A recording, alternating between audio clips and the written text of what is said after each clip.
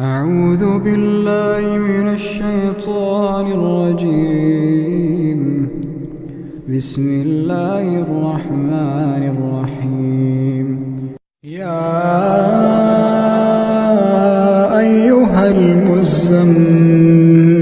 قم الليل إلا قليلا نصفه أو انقص منه قليلا أو زد عليه ورتل القرآن ترتيلا إنا سنلقي عليك قولا ثقيلا إن ناشئة الليل هي أشد وطئا وأقوم قيلا إن لك في النهار سبحا طويلا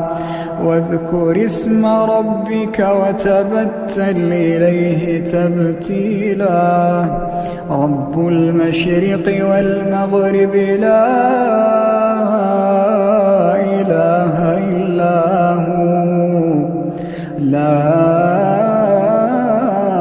إله إلا هو فاتخذه وكيلا واصبر على ما يقولون واهجرهم هجرا جميلا وذرني والمكذبين أولي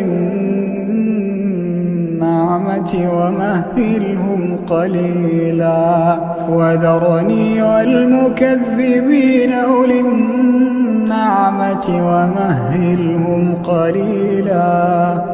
إن لدينا أنكالا وجحيما وطعاما ذا غصة وعذابا أليما يوم ترجف الأرض والجبال وكانت الجبال كثيبا مهيلا إنا أرسلنا إليكم رسولا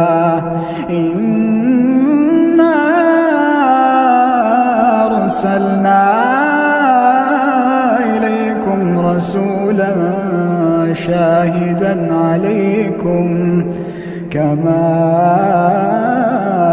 أرسلنا إلى فرعون رسولا فعصى فرعون الرسول فأخذناه أخذا وبيلا فكيف تتقون إن كفرتم يوما يجعل الولدان شيبا السماء منفطر به كان وعده مفعولا إن هذه تذكرة فمن شاء اتخذ إلى ربه سبيلا إن ربك يعلم أنك تقوم أدنى من ثلثي الليل ونصفه وثلثه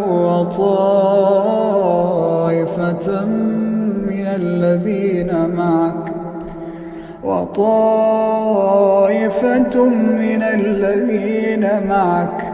الله يقدر الليل والنهار علم أن لا تحصوه فتاب عليكم فاقرؤوا ما تيسر من القرآن علم أن سيكون منكم مرضى وآخرون يضربون في الأرض يبتغون من فضل الله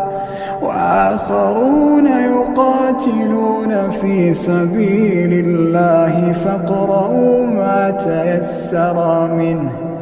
وأقيموا الصلاة وآتوا الزكاة واقرضوا الله قرضا حسنا وما تقدموا لأنفسكم